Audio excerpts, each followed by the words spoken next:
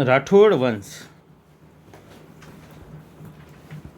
राठौड़ वंश, गुड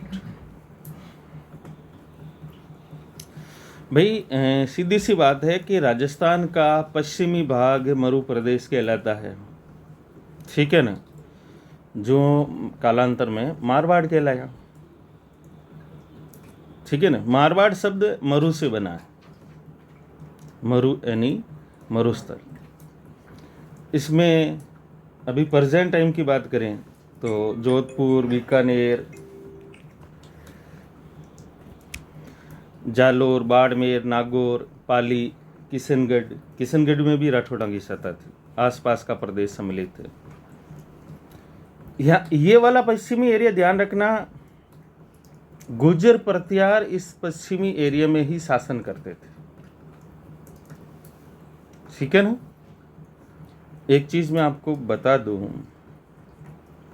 गुर्जर पश्चिमी भारत गुर्जरतरा कहलाता है आज भी, जिसे गुजरात राज्य है, ठीक है ना। यहाँ पर शासन करने वाला वंश जो प्रत्यार था उससे हम गुर्जर प्रत्यार बोलते हैं, ठीक है ना। इसी एरिया में राजस्थान वाले एरिया में राठौड़ों की सत्ता स्थापित हुई थी, ठीक है। राठौड़ शब्द भाषा में एक राजपूत जाति के लिए प्रयुक्त हुआ है, जिसे संस्कृत में राष्ट्रकूट कहते हैं, और राष्ट्रकूट का प्राकृतिक रूप रटऊड़ है। क्या? रटऊड़।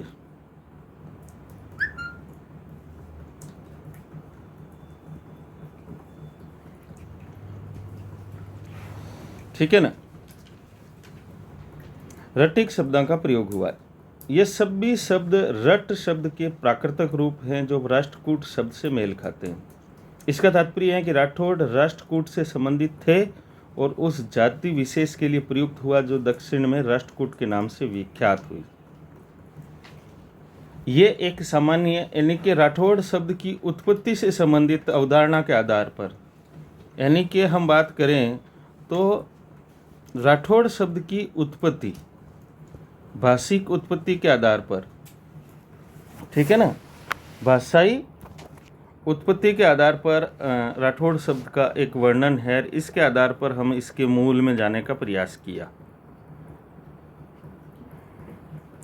पर अभी समस्या सुलझी नहीं है, क्योंकि सबसे बड़ी बात तो यह है कि एक तो सबसे महत्वपूर्ण बात आपको एक चीज़ ध्यान में रखनी होगी कि राजपूत वंशों के इतिहास और उसके मूल के बारे में पता लगाने के लिए सबसे बड़ी दिक्कत आती है साहित्य को लेकर, क्योंकि उस समय जो राज कवि थे, चारण भाट थे, उन्होंने बढ़ा चढ़ाकर अपने वंशों का वर्णन किया है, ठीक है ना। जैसे मैं आपको एक उदाहरण देता हूँ, जैसे पृथ्वीराज चौहान का जो राजकवि था चंद्रबरदाई, और उसने पृथ्वीराज रासो लिखा, और उस पृथ्वीराज रासो में राजपूतों की उत्पत्ति अग्निकुंड से बताई है, जो स्वाभाविक रूप से बायोलॉजिकल रूप से संभव ही नहीं। और दूसरी चीज़ के अपना अधिकतम राजपूत वंश अपने आप को चंद्रवंशी, सूर्यवंशी बोलते हैं, अर्थात राजा रामचंद्र से अपना संबंध स्थापित करते हैं, ठीक है ना। तो इस वजह से थोड़ी समस्या आती है। तो फिर अब थोड़ी सी ये समस्या हमें यहाँ भी देखने को मिलेगी। राज रत्नाकर, एक कोई इतिहासकार है, राज रत्नाकर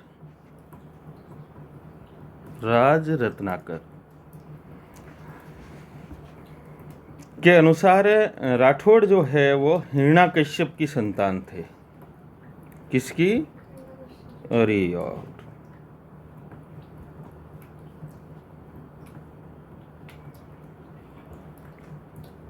ये बहुत। फिर एक और है, दयालदास की ख्यात में इसे सूर्यवंशी बताया गया है। अब मैंने बताया था ना, अब सूर्यवंशी, चंद्रवंशी, इनका भी समीकरण करना बहुत टेढ़ी खीर है, दयालदास की ख्यात,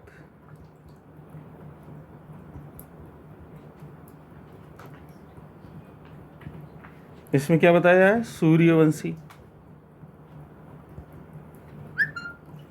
और इन्हें ब्राह्मण वंश में होने वाले बलराव की संतान माना है।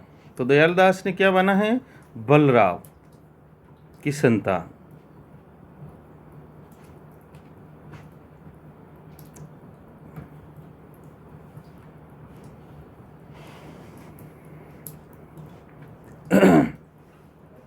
दूसरा, राठौड़ वंश महाकाव्य में राठौड़ा की उत्पत्ति शिव के शीश पर स्थित चंद्रमा से बताई गई है। लो, राठौड़ वंश महाकाव्य,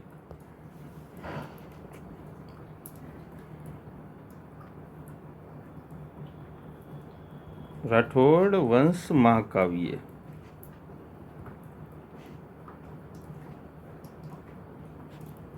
इसमें क्या बताया? शंकर भगवान के ये जो चांद है, इससे राठौड़ पनपे। चलिए, खैर कर्नल टाड भी इसे सूर्यवंशी मानते हैं। राजस्थान में राठौड़ा में हस्तिकुंड के राठौड़, दनोप के राठौड़, वागड़ के राठौड़, जोधपुर और बीकानेर के राठौड़ विख्यात है। जोधपुर के राठौड़ा की शाखा को लेकर दो मत प्रचलित है। पहला है नैणसी के अनुसार, मुहनोत नैणसी। अब हम जोधपुर के राठौड़ा के बारे, पहले हम राठौड़ा के बारे में बात कर रहे थे, अब हम विशेषकर जोधपुर के राठौड़ा के बारे में बात कर रहे हैं कि वो कहाँ से आए हैं। समझ में आ रही नहीं आ रही? तो नैणसी,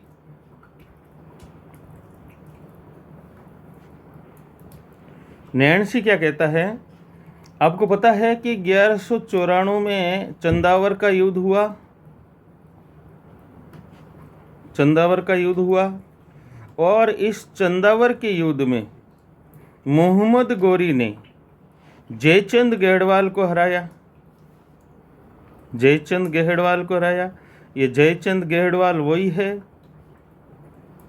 जिसकी छोरी पृथ्वीराज चौहान के साथ भाग गई थी। संयोगिता नाम था, ठीक है ना, जिसकी छोरी पृथ्वीराज चौहान के साथ भाग गई थी, ये वही। चलिए, तो अब आप खुद सोचिए, अब 1194 में जयचंद गेहड़वाल हार गया, ठीक है, तो उसका पौत्र, जयचंद का पौत्र सिहा, क्या नाम? सिहा, यहाँ इस पाली जोधपुर वाले एरिया में आया और राठौड़ वंश की स्थापना की ही, ठीक है ना। अब इसका वर्णन आपको जोधपुर राज्य की ख्यात, पृथ्वीराज रासो, कर्नल टॉड, दयालदास ख्यात, मुहनोत नैणसी ख्यात, इस सब में इसका वर्णन की पुष्टि होती है। तो अब राठौड़ा का जो आदि पुरुष है राव सिया, जोधपुर के राठौड़ा का, जोधपुर के राठौड़ा का जो आदि पुरुष है राव सिया, वो जयचंद का पुत्र था। जयचंद गेहड़वाल कन्नौज का शासक था, जो 1194 में जिसका राज्य नष्ट हुआ था मोहम्मद गोरी के द्वारा। चलिए, दूसरे एक और है कि भाई राठौड़ जो है बंदायु शाखा से, एक्चुअली में अगर अपन बात कर रहे हैं तो जयचंद गेहड़वाल से संबंध स्थापित करें तो सीधा सा मतलब है कन्नौज से, राठौड़ कन्नौज से थे, ठीक है ना। एक दूसरा मत है कि वो राठौड़ कन्नौज वाले नहीं थे, वो बंदायु वाले थे, ठीक है ना। ये डॉक्टर हॉर्नली ने बताया है, डॉक्टर हॉर्नली ने बताया कि भाई के राठौड़ जो आप बात बता रहे हो कन्नौज वाले हैं, नहीं, ये बंदायू वाले हैं। फिर गौरीशंकर हीराचंद ओझा इसे सूर्यवंशी मानते हैं, ठीक है ना।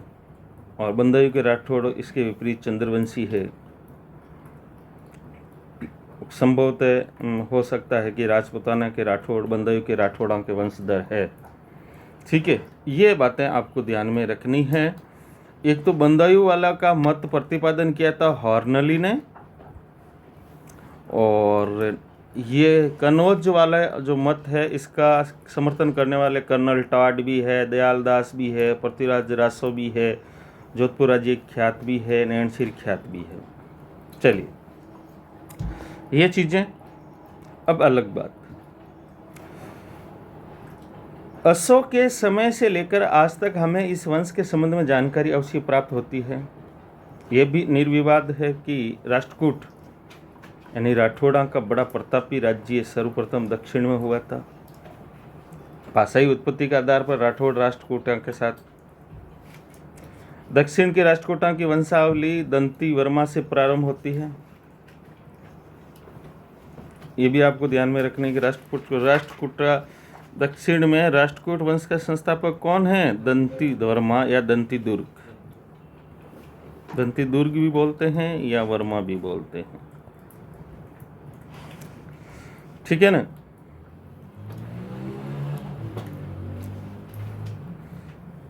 चलिए, और एक और चीज आपको ध्यान में रखनी है।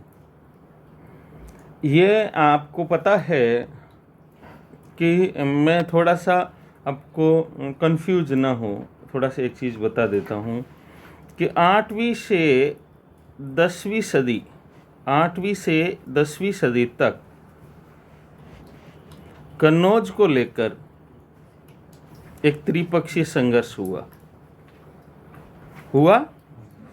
इस त्रिपक्षीय संघर्ष में एक पक्ष था राष्ट्रकूट, दूसरा था पाल, तीसरा था प्रतियार यानी गुर्जर प्रतियार। तो बेशक हम ये मान सकते हैं कि राष्ट्रकूट कन्नौज तक थे। चलिए, जब कन्नौज में गेडवाल शासन करते थे तो राष्ट्रकूटा की एक शाखा बंदायू में राज्य करती थी। इस राज्य का प्रवर्तक चंद्र था और बंदायू के शिलालेखा में वोदाई मूता यानी बंदायू का प्रथम शासक और गेडवाल ने चंद्रदेव को गादीपुर यानी कन्नौज का विजेता लिखा है। यदि गेडवाला और बंदायू दोनों राठौड़ वंशी होते तो परस्पर विवाह संबंध नहीं हो सकता था, ठीक है ना।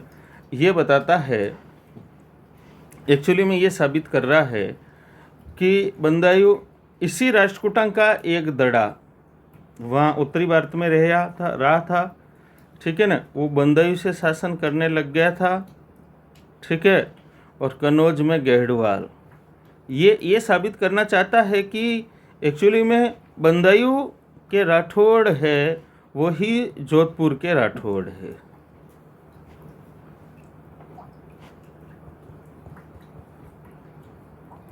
समझ रहे हैं मेरी बात? चलिए,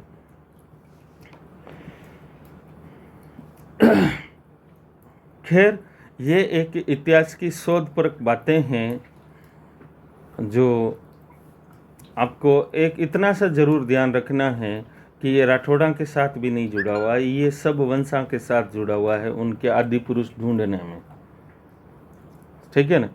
क्योंकि हम राजपूत उत्पत्ति का सिद्धांत जब भी हम देखते हैं तो राजपूत उत्पत्ति का सिद्धांत एक मिला जुला स्वरूप है। एक राजपूत बनना एक सामाजिक प्रक्रिया थी, एक आर्थिक प्रक्रिया का परिणाम था, एक सामाजिक प्रक्रिया का परिणाम था, एक राजनीतिक प्रक्रिया का परिणाम था।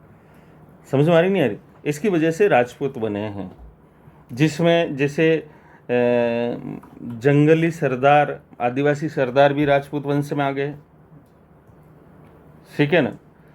जिसमें मैदानी क्षेत्र के लोग भी जो सरदार थे वो राजपूत वर्ग में आ गए।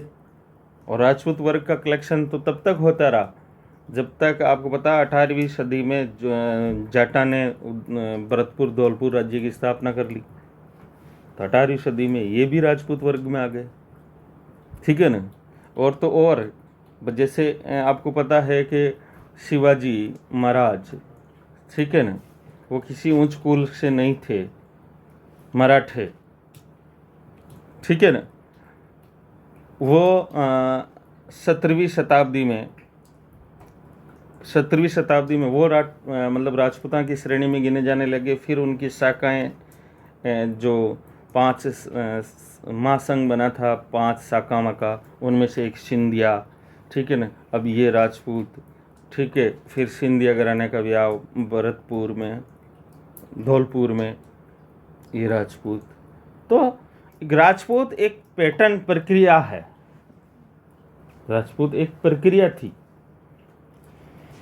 चलिए, तो इसलिए इनके बारे में उत्पत्ति से संबंधित। अब जब से कि क्योंकि अब जैसे बड़े हो गए, खुद शासक बन गए, तो अब वो चारण कवियाँ और अपने राज आश्रित लेखकों को धन दौलत देने के लिए सक्षम हुए, ठीक है ना।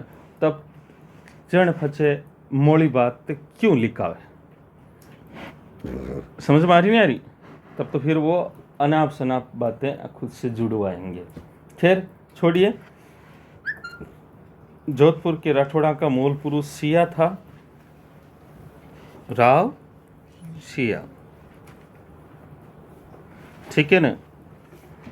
जो बंदायू के राठौड़ा का वंशधर,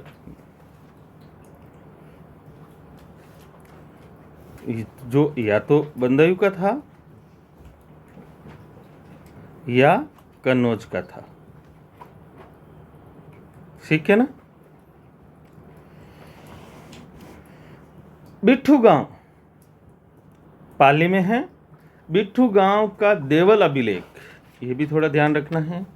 बिट्ठू गांव का देवल अभिलेख,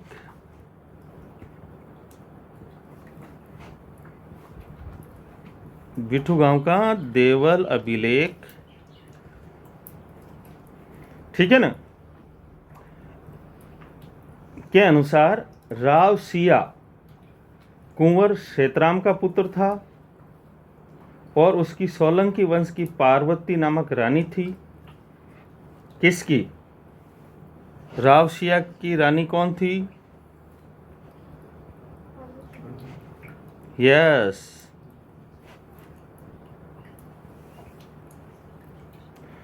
अब राव सिया की मृत्यु 1273 ईस्वी में तब हुई जब मुसलमानों के विरुद्ध पाली प्रदेश की रक्षा कर रहा था। उसने पाली के आसपास राठौड़ वंश की स्थापना हुई और फिर उसके पुत्र आसनाथ ने अपनी शक्ति का संगठन किया, ठीक है ना। तो ये राव सिया के बारे में। अब एक्चुअली में मारवाड़ के राठौड़ा के बारे में हम बात करें तो ये मारवाड़ के राठौड़ा की सबसे पहली शक्ति जब उभरी थी वो पाली के आसपास, ठीक है ना। राठौड़ा की शक्ति उभरी तो कहाँ उभरी? पाली के आसपास। अब हम राव चूड़ा के बारे में बात कर रहे हैं, काफी लांग गए। राव सिया के वंशज वीरमदेव का पुत्र था। राव सिया का वंशज हम लें तो उसमें एक वीरमदेव था। वीरमदेव का पुत्र था राव चूड़ा, ठीक है ना। राव चूड़ा जो वीरमदेव का पुत्र था। किसका पुत्र? वीरमदेव, ठीक है ना, जो वीरमदेव का पुत्र था। राव चूड़ा बड़ा प्रतापी शासक भी था।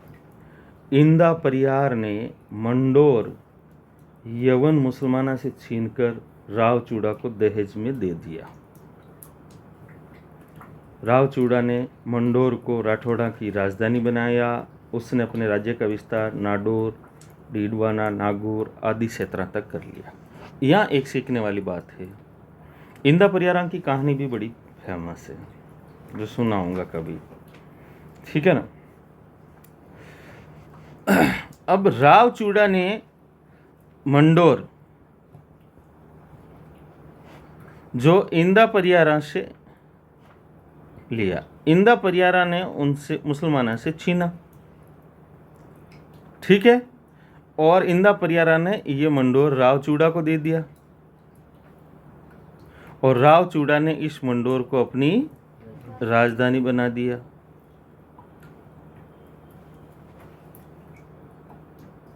ठीक है ना। तो परीक्षा में अगर प्रश्न पूछे कि मंडोर को राजधानी बनाने वाला पहला राठौड़ शासक कौन था? राव चूड़ा।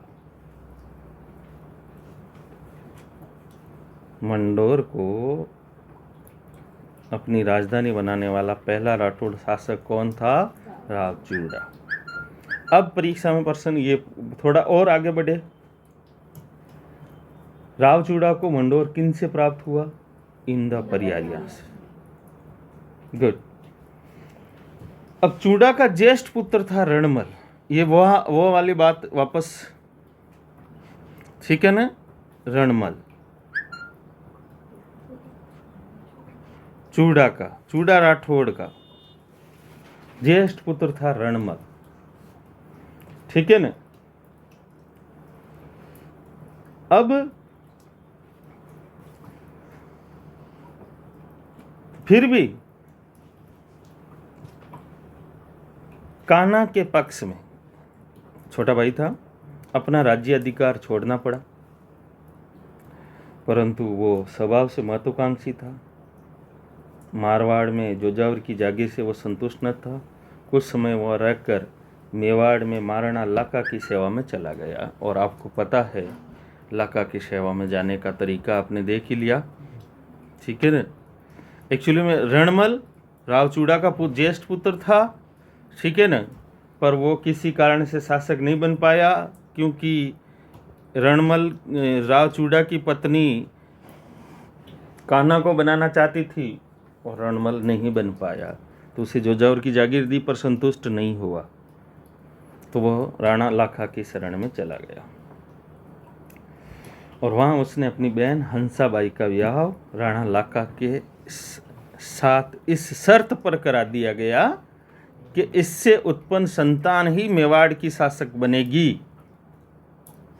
तो वहां राणा लाखा का जो पुत्र था, क्या नाम? चूड़ा। चूड़ा ही था, ठीक है ना। उसने फिर बीच में प्रतिज्ञा ली कि ना तो मैं ना मेरा वंशज शासक बनेगा, क्योंकि वो पापा को दुखी नहीं देखना चाहता था। समझ में आ रही है? पापा को दुखी नहीं देखना चाहता था। चलिए, अब उसकी बहन हंसाबाई मेवाड़ की पटरानी बन गई, तो उसका भी काफी प्रभाव बढ़ गया। अब 1421 ईस्वी में लाखा की मृत्यु होती है। 1421 ईस्वी में लाखा की मृत्यु। अब राजा कौन बनेगा? मोकल, जो हंसाबाई से उत्पन्न है, ठीक है ना, जो हंसाबाई से उत्पन्न है।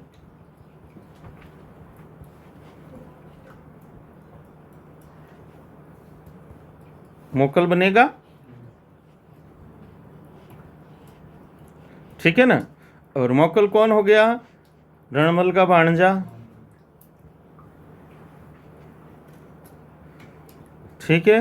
मोकल अभी छोटा है, जाहिर सी बात है।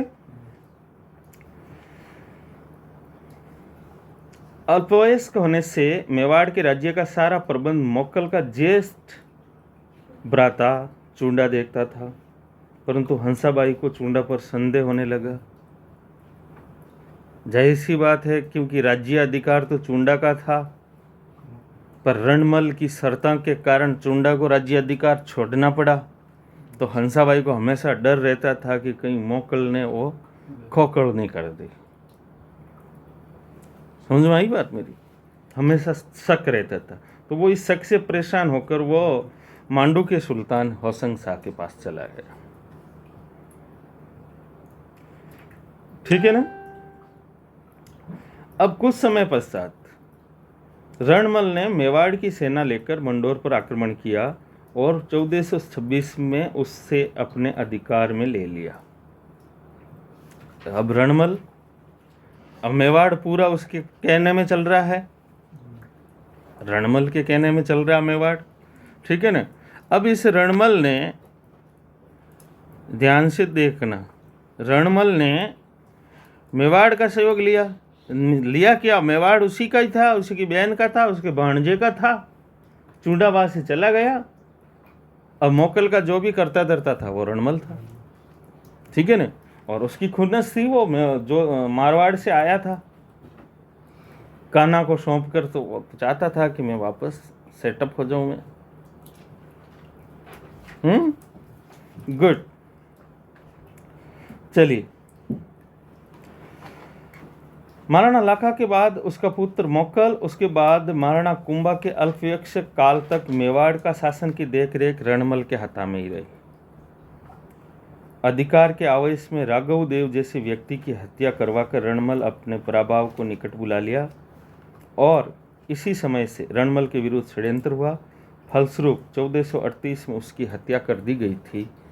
जब मेवाड़ का इतिहास पढ़ेंगे ना, तब आपको विस्तृत रूप से इसकी हत्या के बारे में बताएंगे, क्योंकि रणमल एक्चुअली में वहां अब चुंडावता, वहां दो ग्रुप बन गए थे, एक तो चुंडा के समर्थक चुंडावत और दूसरा राठौड़, ठीक है ना। इनमें संघर्ष चलता रहता था और रणमल इतना ओवर कॉन्फिडेंस रहने लग गया था, क्योंकि उसकी बहन हंसाबाई, कुंभा उसका कहने से चल रहा है, मोकल उसका कहने से चल रहा है, ठीक है। अल्टीमेट फिर उसे मरना पड़ा, ठीक है ना। हसन तो यही होता है। तो 1438 में रणमल मारा गया।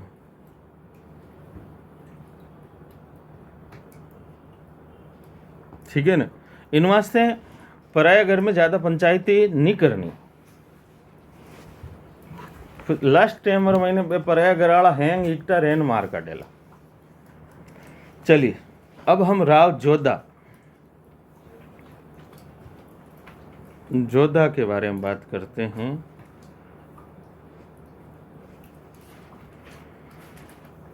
राव जोधा कौन था? रणमल का पुत्र था।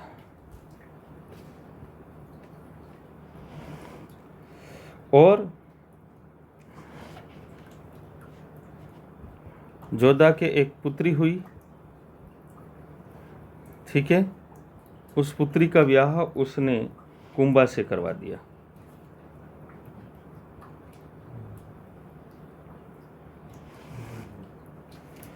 ठीक है ना।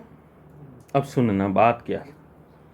1438 में जब रणमल की हत्या हुई तो उसका पुत्र जोधा अपने साथियों के साथ मारवाड़ की ओर भागा और मारवाड़ के किनारे वाले गांव में पहुंचा, जो काहुनी गांव था। यहाँ से आगे बढ़कर उसने चौकड़ी के थाने पर हमला किया। फिर क्रमशः उसके सहयोगी होते गए और राणा के सहयोगियों को हराते गए और जोधा की शक्ति बढ़ती गई। इधर से उसने हंसाबाई के प्रभाव से राणा के वैमनस्यों को भी कम करवाया और 1453 ईस्वी में उसने मंडोर पर धावा बोल दिया और उसकी विजय हुई।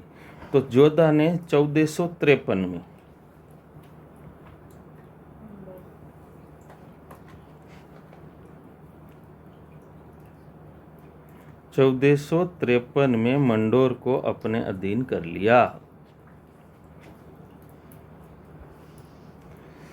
ठीक है ना।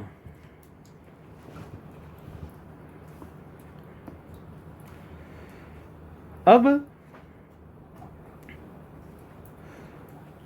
आपको पता है, पहली चीज़ तो ऐसे एक्चुअली में जैसे इतिहास जानने के लिए हमारे पास बहुत सारे स्रोत है। दयालदास की ख्यात है, वीर विनोद है, मोहनोत नेहसी की ख्यात है। इसमें बहुत सारी बातें आपको मिलती रहेगी। खैर, इसमें देखिए, वीर विनोद और बांकीदास के अनुसार सोजत उसने अपने बड़े भाई को सुपर्द किया। मेड़ता में उसने अपने पुत्र वीर सिंह को रखा। ठीक है। उसने अपने अधिक उत्साही पुत्र बीका को कांगल और नापा के सहयोग से बीकानेर की ओर बढ़ने के लिए प्रेरित किया। जोधा का पुत्र था बीका जी। नैणसी, बांकीदास और दयालदास के अनुसार अपने राज्य की शक्ति को संगठित करने के लिए राव जोधा ने वृहत राज्य की नई राजधानी जोधपुर में 1459 ईस्वी में नई राजधानी चिड़ियाटूक पहाड़ी पर बनाई, जिसे आजकल मेहरानगढ़ कहते हैं। तो जोधपुर की नींव कब रखी? 1459 में, ठीक है ना। 1453 में मंडोर बसा, 1459 में जोधपुर की नींव रख दी गई।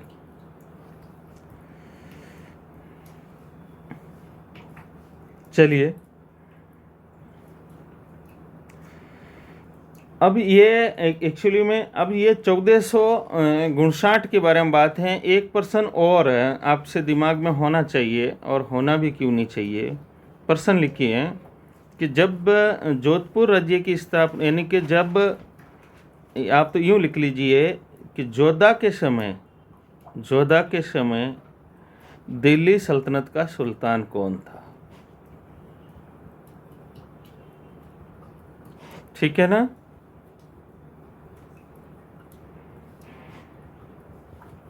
उस समय दिल्ली सल्तनत ही तो थी, मुगल आए भी नहीं थे अभी तक।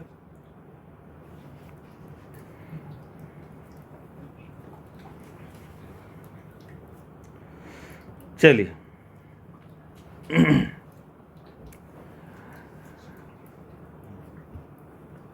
जोधा के बाद जोधा की मृत्यु 1489 में हो गई थी। कब? 1489 में। उसके बाद राव सातल उसका उत्तराधिकारी बना। राव सातल ने अपने नाम से सातलमेर बसाया। क्या? राव सातल।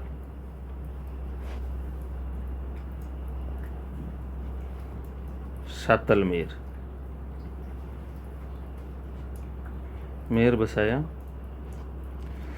1490 ईस्वी में अजमेर के हाकिम मलुक खां के राव सातल के भाई वरसिंह को अजमेर आमंत्रित किया और वहां छल से उसे बंदी बना दिया। हाकिम मलुक खां ने क्या क्या? सातल देव का जो भाई था वरसिंह, उसको बुलाया और बंदी बना दिया। किसने? मल्लुक खां ने। राव सातल को शीघ्र ही शत्रु का मुकाबला पिपाड़ के पास जाकर किया। मल्लुक खां मैदान छोड़कर भागा। राव सातल बहुत अधिक घायल हो गया इस लड़ाई में, ठीक है ना। और 13 मार्च 1492 में उसकी मृत्यु हो गई। और आप राव सातल का जो सेनापति था ना, गुडला, ठीक है ना, गुडला, ठीक है ना, गुडला गुमेला जी गुमेला, ये उसी से राव सातल से जुड़ा हुआ है। जब हम कल्चर देखेंगे तो इसके बारे में विस्तृत बात करेंगे। चलिए, अब राव सातल के बाद सूजा बना, ठीक है ना। और सूजा के बाद राव गंगा बना। राव सातल के बाद कौन बना? सूजा, ठीक है ना। और उसके बाद बना गंगा।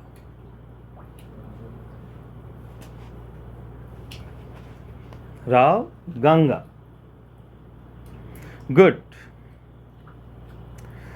गंगा की मित्रता हो गई सांगा से, नाम से, नाम में थोड़ा समानता थी ना, तो गंगा मित्र ऑफ सांगा, ठीक है ना। और ये गंगा आपको पता है खानवा के युद्ध में भी भाग लिया था। गंगा ने भेजा था अपने बेटे को भेजा था सेना लेकर। चलिए, 4-5 हजार सैनिक भी भेजे थे मालदेव के नेतृत्व में गंगा ने। अब इसकी मृत्यु के संबंधी बहुत बड़ा एक विवाद है, क्योंकि एक्चुअली में ये जोरोका से गिरकर मरे थे।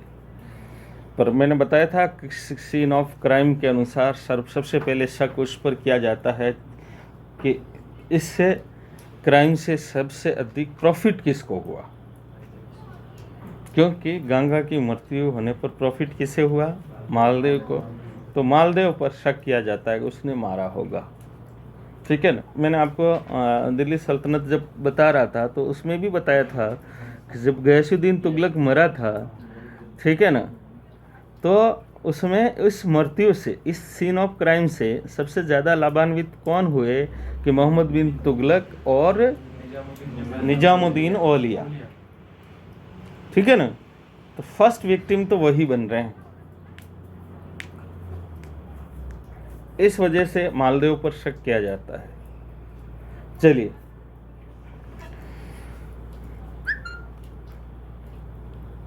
रेवजी इतिहासकार है जिन्होंने कहा कि 1532 के एक दिन राव गागा अफीफ की पीनक में झपकी लेने के कारण अपने मेला की खिड़की से गिरकर मर गया बेचारा। डॉक्टर ओझा इसके विपरीत कहते हैं कि कुंवर मालदेव बड़ा महत्वाकांक्षी था। उसने अफीम की पीनक में बैठे हुए राव गंगा को ऊपर खिड़की से गिरा दिया। अरे भैसा पड़गा रे हाको कर दियो। ठीक है ना। मुंडियार की ख्यात, यह भी बहुत फेमस है। मुंडियार की ख्यात में दिए गए एक दो ऐसे स्पष्ट हैं कि उस समय मालदेव ने भाण और पुरोहित मूला पर वार किया जो राव गागा के अंगरक्षक थे। तो इसका मतलब क्या? जब राव गंगा के अंगरक्षक पर मालदेव ने हमला किया है, जिसका सीधा अर्थ होता है कि जरोके से मालदेव ने गिराया था। समझ में आ रही नहीं आई? तो मुंडियार की ख्यात, ठीक है, मुंडियार की ख्यात स्पष्ट बताती है। इसी के आधार पर डॉक्टर ओझा भी कहते हैं कि भाई के गंगा का काम तमाम किसने कर दिया? मालदेव ने। क्यों? इसका नाम ही मालदेव है। एट ए टाइम करता रहता था मालदेव मालदेव मालदेव मालदेव। खैर कोई बात नहीं। गंगा जोधपुर शहर में गंगलाव तालाब भी बनाया, गंगा की बावड़ी बनाई और सिरोही से लाई गई श्याम जी की मूर्ति उसके नाम पर गंग श्याम के नाम से प्रसिद्ध हुई। सिरोही से लाई एक श्याम जी मूर्ति। मैंने आपको पहले भी बताया था, ये एक्चुअली में राजा की विजया की एक पक्ष ये भी होता है कि वहाँ के आराध्य की मूर्ति को उठा लेना, वहाँ के आराध्य की मूर्ति को उठा लेना, क्योंकि एक तो ये विजय का प्रतीक होती है। ठीक है ना। फिर उनके यहाँ लाकर उनका मंदिर बनाना, एक विजय स्तंभ के रूप में वो मंदिर दिखता रहता है, विजय स्तंभ के रूप में। तो आप ऐसी घटनाएं बहुत बार देखेंगे राजस्थान के इतिहास में कि भाई कि फलाने शासक ने बंगाल से मूर्ति लाया, उस शासक ने वो मूर्ति लाया, वो लाके वो स्थापित की, वगैरह वगैरह जो भी। ठीक है ना। तो अब हम उस व्यक्ति के बारे में बात करेंगे जिसे हस्मत वाला राजा कहा जाता है, राव मालदेव। और रियल में हम सबसे राठौड़ों का सबसे प्रसिद्ध शासक देखेंगे तो ये राव मालदेव ही निकलता है। अब राव मालदेव 1532 ईस्वी, कब? 1532 ईस्वी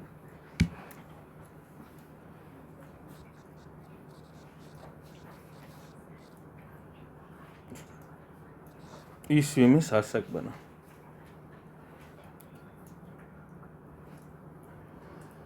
उसका राज्याभिषेक सोजत में हुआ था, ध्यान रखना। उसका राज्याभिषेक सोजत में हुआ, ये भी ध्यान रखना।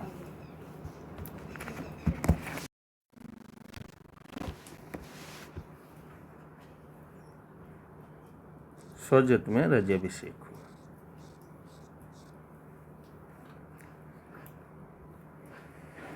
चलिए, अब सबसे बड़ी बात यह है कि 1532 में,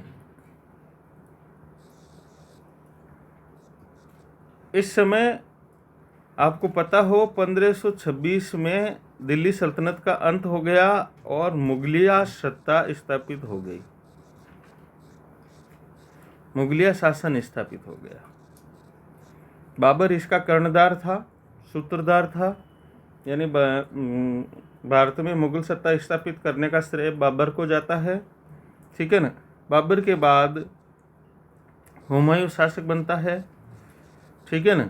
यानी आप यूं समझ लीजिए कि जिस समय राव मालदेव गद्दी पर बैठा था उस समय दिल्ली पर मुगलिया शासक हुमायूं था। दिल्ली पर कौन सा शासक? हुमायूं था। चलिए, एक और राव मालदेव के साथ रूठी रानी की बात जुड़ी हुई है। रूठी रानी सुनना, रूठी रानी 1536 में मालदेव रो ब्याह जैसलमेर के शासक लोणकर्ण की छोरी उमा देव से ब्याह हो गया, ठीक है ना। अब सबसे बड़ी बात, किसी कारणवश लोणकर्ण एक्चुअली में मालदेव की हत्या करना चाहता था, तो लोणकर्ण की रानी ने पुरोहित राघवदेव द्वारा यह सूचना मालदेव को भिजवा दी और संभवतः इसी कारण उमादेव से वो अप्रसन्न हो गए कि थारो बाप तो मैंने मार नहीं चाहे, और वो भी मालदेव से रूठ गई और वो रूठी रानी कहलाई, ठीक है ना। और वो उसको अजमेर के तारागढ़ में रही थी, वो रूठी रानी अजमेर के तारागढ़ में रही थी।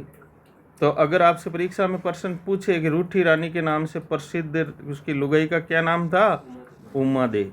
उमा दे दे दे दे दे गाना भी है, उमा दे, है ना, है यूट्यूब पे चलाना।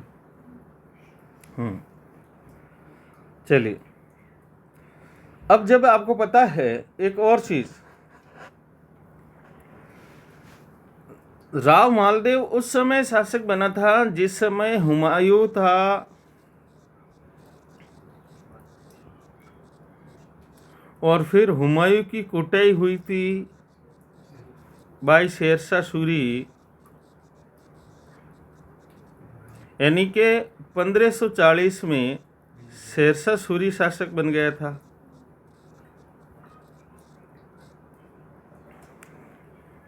ठीक है ना।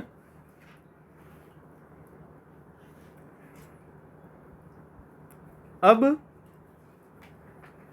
तो मालदेव को इन दोनों शक्तियां से एक संतुलित नीति अपनानी थी और एक व्यवस्थित रहना था। कहाँ तक सफल हो पाया हम ये इतिहास निर्णय करेगा, पर एक चीज़ ध्यान रखना कि मालदेव जब 1527 में खानवा के युद्ध में जब राजपूत शक्ति का प्रभाव हुआ, तब एक बार लगा कि अब राजपूत शक्ति वापस कभी भी उठ नहीं पाएगी, परंतु मालदेव ने यह साबित कर दिया कि राजपूत शक्ति उठ सकती है, ठीक है ना। चलिए, अब आपको ये थोड़ा सा पता है ना, ये थोड़ा सा पता है कि 1532 में गुजरात के सुल्तान बहादुर शाह ने मेवाड़ पर चढ़ाई की, ठीक है ना। उस समय राणा सांगा की विधवा कर्मावती थी वहां, कर्मावती। चलिए, उस समय मालदेव ने अपनी सेना भेजकर विक्रमादित्य की सहायता की थी। कर्मावती का पुत्र था विक्रमादित्य, इस समय मेवाड़ बड़ा संकट में था। राणा सांगा की मृत्यु और उदय सिंह के राज्याभिषेक के बीच मेवाड़ बड़ा संकट में था। चलिए, और जो तत्कालीन ख्याते हैं, राजस्थान में इतिहास लिखने की परंपरा ख्यात, रासो, ये इस परंपरा से जानी जाती है। तो जब भी मैं बोलता हूँ ख्याते ऐतिहासिक ग्रंथ, समझ में आ रही है। ख्याते के अनुसार मालदेव ने कुंभलगढ़ में आकर रह रहे उदय सिंह को राणा घोषित करने और बनवीर के विरुद्ध लड़ने में अपना योगदान दिया। जोधपुर राज्य की ख्यात में लिखा है कि 1532 ईस्वी में राव मालदेव ने राठौड़, जेता कुंपा आदि सरदारों को मेवाड़ के उदय सिंह की सहायतार्थ भेजा, जिसके फलस्वरूप बनवीर को निकाला गया। उदय सिंह को चित्तौड़ के सिंहासन पर बैठाया गया। इसके बदले में महाराणा उदय सिंह ने बसंत राय नाम का हाथी और 4 लाख फिरोजे मालदेव को गिफ्ट दिए। यानी आपको एक चीज समझनी है कि भाई क्या, मैंने बताया था राणा सांगा की मृत्यु और उदय सिंह के राज्याभिषेक तक मेवाड़ बड़ा कठिन दौर से गुजर रहा था, और इस कठिन दौर से निकलवाने में मालदेव का हाथ था। ठीक है ना।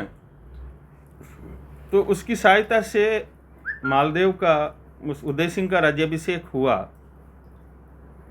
तब राणा उदय सिंह ने मालदेव को बसंत राय नाम का हाथी, कैसा हाथी एवं 4 लाख फिरोजे, ओए होए होए, गिफ्ट किए। गिफ्ट की तगड़ा दिए। चलिए, फिरोजे रत्न होते हैं, जैसे माणक, मोती। फिर उसने बादराजून पर भी अधिकार कर लिया। नागौर जो दौलत खां के पास था, ठीक है ना, उस पर भी अधिकार किया। फिर उसने मेड़ता के राव वीरमदेव को मेड़ता से निकाल दिया और अजमेर भी खाली करवा दिया। यहाँ थोड़े से ध्यान देने वाली बात है।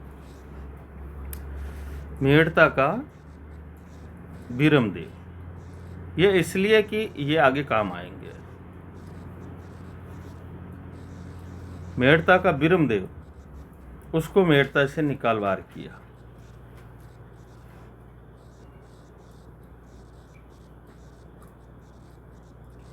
अब ये एक्चुअली में मालदेव का दम्भी स्वभाव भी था, ठीक है ना। फिर 1542 की बात है, एक और घटना। 1542, जिसे हम पहोबा या साहेबा का युद्ध बोलते हैं। पहोबा, या ये इंपॉर्टेंट है, ध्यान रखना, या साहेबा का युद्ध।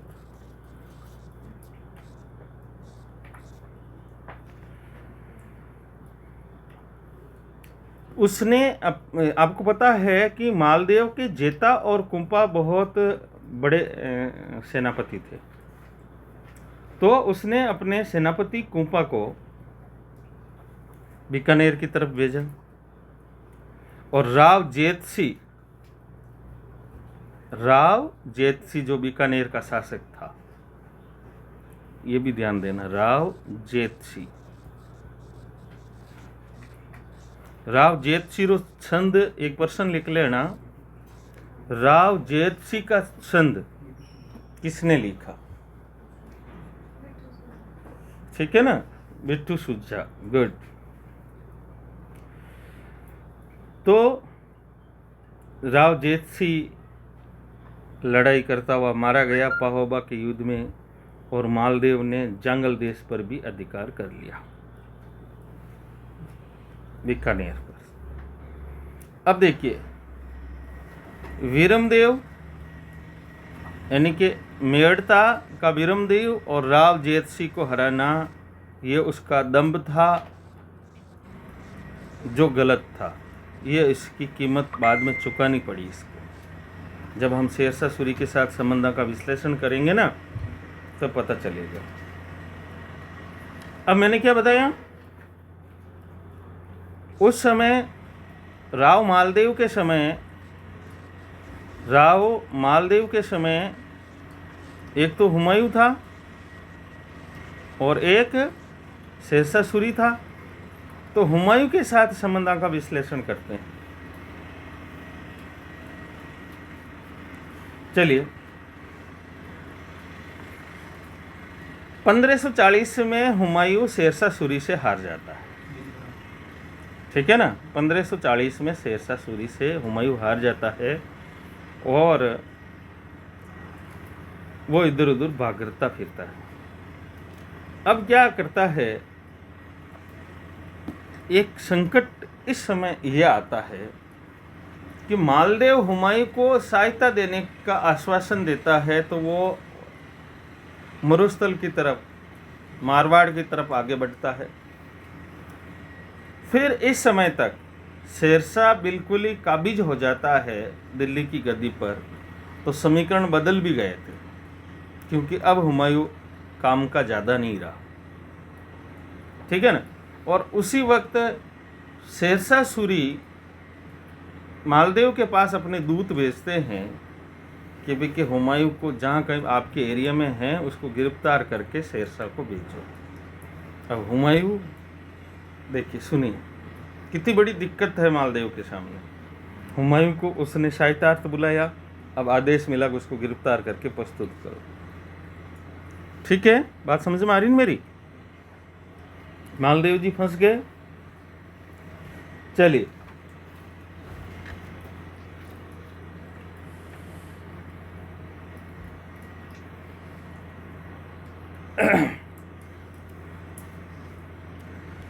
सात मई 1542 को हुमायूं जोगी तीर्थ कुल्ले जोगी पहुंचा। जोगी तीर्थ पहुंचने पर मालदेव द्वारा भेजी गई असरपियाँ और रसद से हुमायूं का स्वागत हुआ। उस समय यह भी संवाद उसके पास भेजा गया कि मालदेव हर प्रकार से बादशाह की सहायता के लिए उद्यत है, उसे बीकानेर का परगना सुपर्द करने को तैयार है।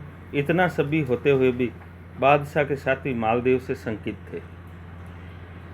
इस संबंध में विशेष जानकारी प्राप्त करने के लिए मीर समंदर, रायमल, सोनी, अतका खां आदि व्यक्तियों को मालदेव के पास बारी बारी भेजा गया।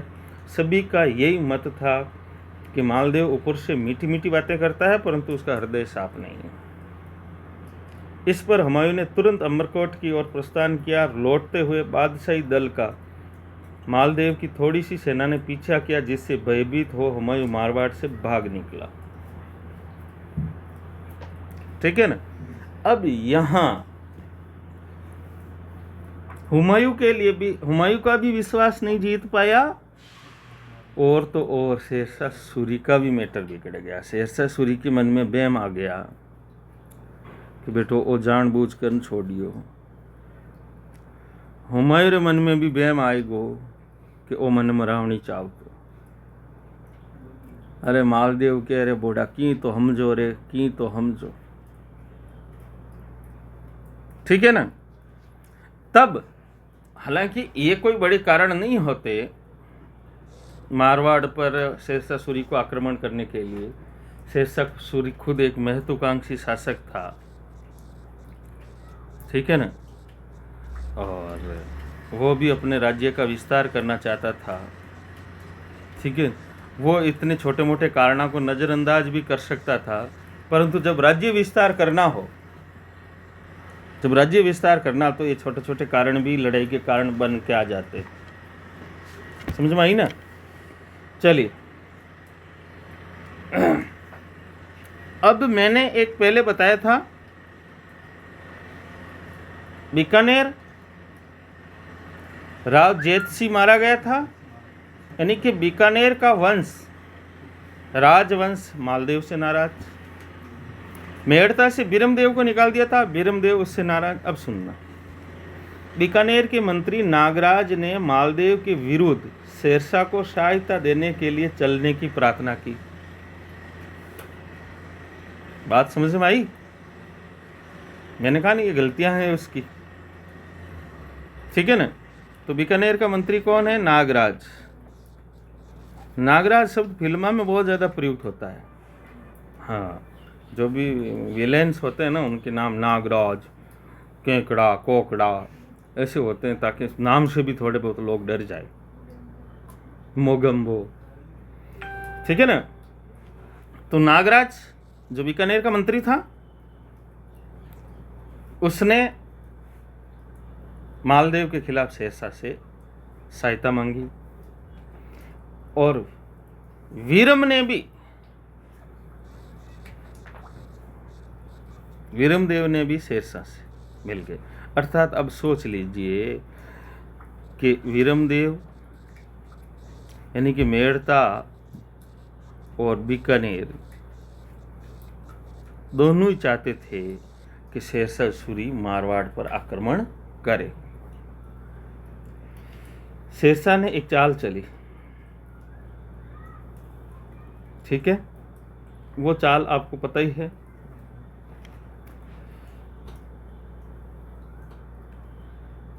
क्या चाल? वो गिरी सुमेल के युद्ध में, ठीक है ना। अब वो गिरी सुमेल के युद्ध में आ डटा शेरशाह सूरी, गिरी सुमेल में आ डट गया, ठीक है ना। जैसे लोग जैतरण का युद्ध भी बोलते हैं, ठीक है ना, जैतरण का युद्ध। आप वर्तमान प्रशासनिक व्यवस्था को ध्यान में रखकर बातें नहीं करेंगे, ठीक है ना। भौगोलिक बात अनुसार, भौगोलिक दृष्टि से जैतरण ही है, ठीक है ना, क्योंकि जैतरण फेमस स्थान था, ठीक है ना। आप यूँ नहीं कहेंगे कि साहब रायपुर क्यों नहीं बैठे, समझ में आ रही है? चलिए, अब नैणसी ने इस चाल का, अब क्या हुआ, और थोड़ी सी बात ध्यान रखिए कि शेरशाह सूरी बड़ा कर्मठ था। वो खुद खाएं खोदता था, खुद 18-18 घंटे काम करने वाला व्यक्ति था इस बुढ़ापे में, ठीक है ना। हालांकि शेरशाह सूरी में शेर और लोमड़ी दोनों के गुण थे, क्योंकि वो जब आफत आती थी तो लोमड़ी बन जाता था, और जब मौका मिलता तो शेर बन जाता था। अब लोमड़ी के गुण बताता हूं मैं आपको। नैणसी लिखता है कि मेड़ता के वीरम ने 20,000 रुपये मालदेव के सेनानायक कुंपा के पास भिजवाए और कहलाया कि उसके लिए कंबल खरीद लेना। अब उसको नहीं पता कि भाई कि वीरमदेव तो शेरशाह से मिल चुका है। इसी तरह जेता नामक उसी के सेवकी के पास 20,000 भिजवाए और कहलाया कि उसके लिए सिरोही की तलवारें खरीद लेना। तो कुंपा से तो क्या मंगवाए? कुंपा कंबल।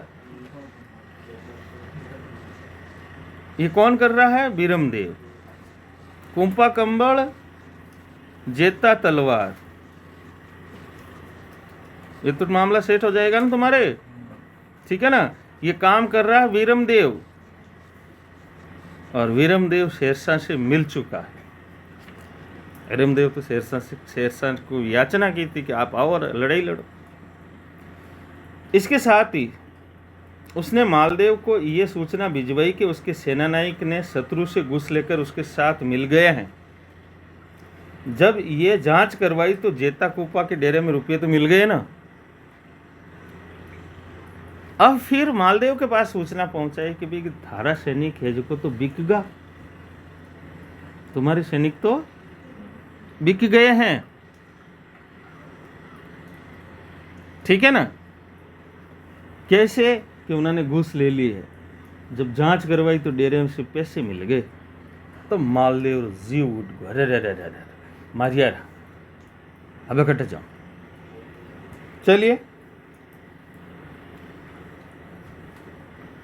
इस घटना से मालदेव को धोखे का निश्चय हो गया और वो युद्ध छोड़कर भागने की व्यवस्था में लग गया कि किकरी करिए अटू हाल ना जेता कूपन ठा नहीं पड़ने वरना ये पकड़ लेला। मतलब इतो बहम बढ़ गई। रेऊ के अनुसार बीरम ने शेरशाह के जाली फरमाना को डाला में सीकर गुप्तचरों के द्वारा मालदेव के सरदारों को बिकवा दिया। एक और क्या है, रेऊ ये अगले वाली सूचना किसने दी? नैणसी ने, ये नैणसी ने दी थी। अब रेऊ दे रहा है, क्या दे रहा है? सुनना कि वीरमदेव ने क्या कर दिया कि ये जाली फरमाना को ढाला में सीकर गुप्तचरों के द्वारा मालदेव के सरदारों को बिकवा दी और उसने मालदेव को भी ये सूचना भिजवाई कि युद्ध के समय उसके सरदार धोखा देंगे, यदि इसमें उनको कोई संदेह है तो ढाला में छिपे हुए फरमाना को देख लें। जब इसकी जांच की गई तो फरमान ढाला में पाए गए। इसे मालदेव का सरदारों से विश्वास उठ गया। ये रेऊ बात करता है ढाला में लेटर, ढाला में लेटर, जाली पत्र।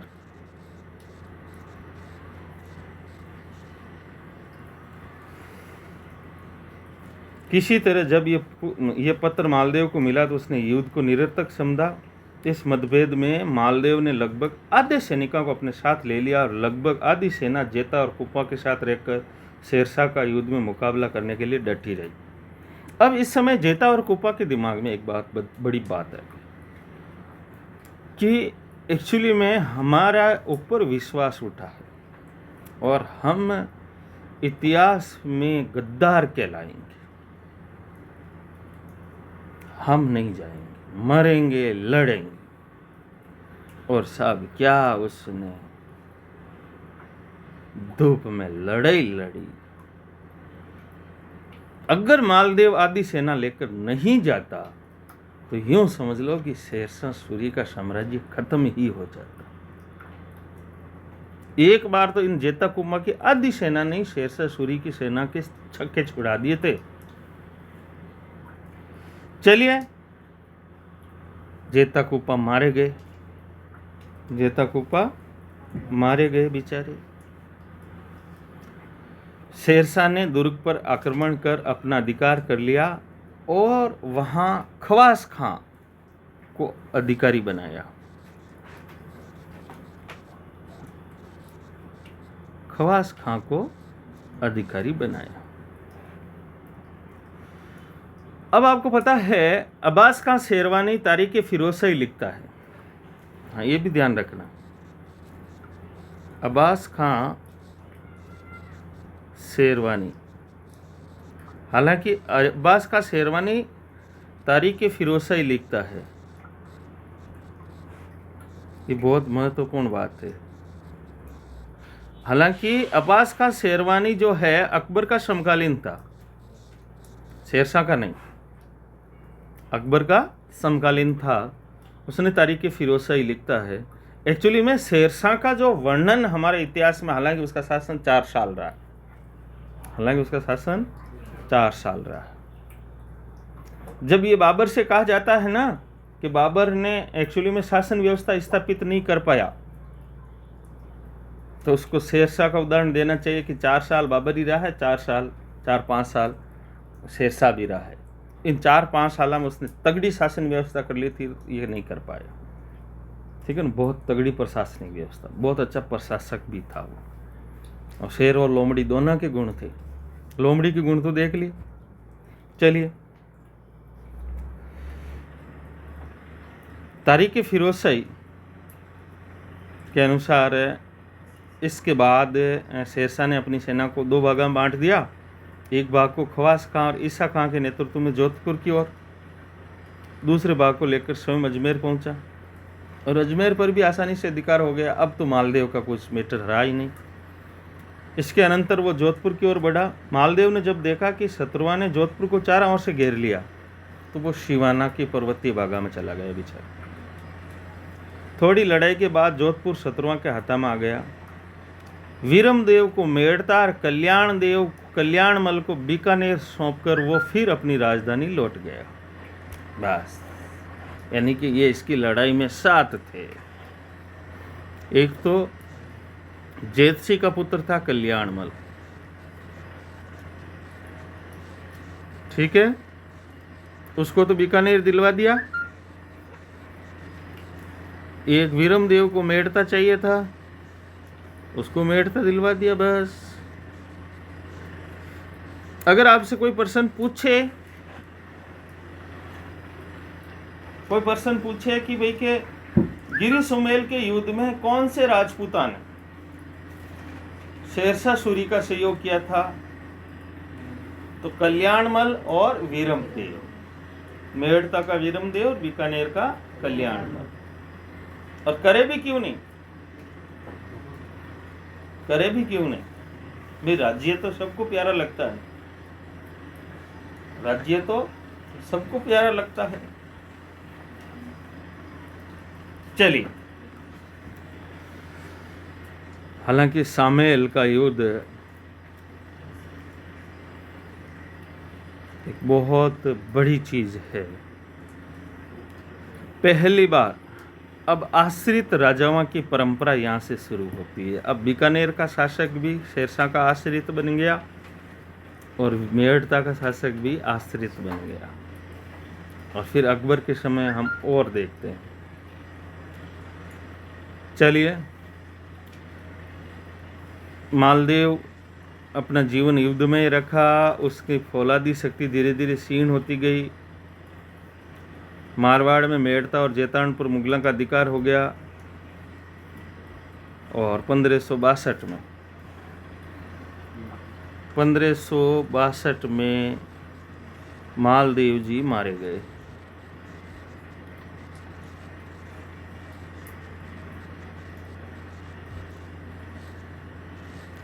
तो अब यहाँ एक मेंस की दृष्टि से एक बहुत महत्वपूर्ण पर्सन उभर कर सामने आ सकता है, अगर आप मेंस लिखोगे तो, ठीक है ना। वो यह है कि मालदेव एवं हुमायूं के संबंधों का विश्लेषण करें, क्योंकि बड़े क्लिष्ट है। मालदेव खुद कंफ्यूज है कि इसके साथ क्या व्यवहार करें। वो न तो हुमायूं को भरोसा दिला पाया, न शेरशाह सूरी का विश्वास जीत पाया। यह उसकी सबसे बड़ी कमजोरी थी।